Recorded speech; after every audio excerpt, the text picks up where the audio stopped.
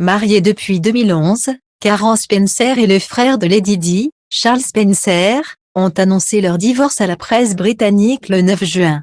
Si la Canadienne est restée silencieuse depuis, elle a décidé de prendre la parole sur Instagram vendredi 21 juin.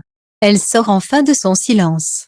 Peu de temps après avoir annoncé son divorce avec le frère de Lady Diana avec qui elle était mariée depuis 2011, Caran Spencer s'est exprimé pour la première fois sur son compte Instagram. « Je voulais juste vous dire que j'ai été submergée par les messages d'amour et de soutien.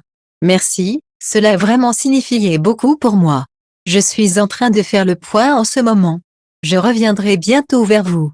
J'ai pensé partager quelques photos du rassemblement du solstice d'été d'hier soir. » Le 9 juin dernier, le Mail on Sunday a révélé que Charles Spencer allait divorcer pour la 3e fois. Une décision qui, en réalité, a été prise quelques mois auparavant car l'entrepreneuse ainsi que le compte avaient annoncé leur séparation à leurs proches depuis le mois de mars. « Je suis immensément triste.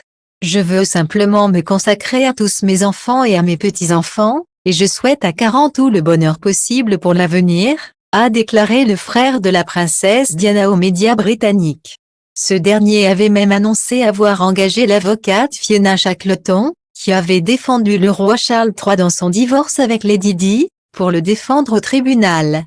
Selon le Mail on Sunday, le couple aurait connu des tensions et se serait éloigné depuis que Charles Spencer a commencé l'écriture de sa biographie, A Very Private School, un ouvrage publié le 12 mars 2024 dans lequel le conte revient sur son éducation mais aussi sur les abus physiques et sexuels dont il a raconté avoir été victime dans un pensionnat lorsqu'il était plus jeune.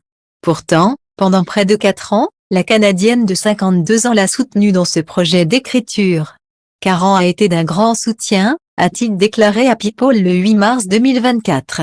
Je pense qu'il était très difficile pour elle de voir son mari suivre pendant 4 ans et demi une thérapie des plus profondes avec des sous-entendus très difficiles. Et elle a soutenu l'idée que je le fasse. Mais ce dernier a expliqué que ses mémoires l'ont profondément affecté. Il a également révélé qu'il a dû suivre un traitement en résidence pour traumatisme en fin d'année dernière.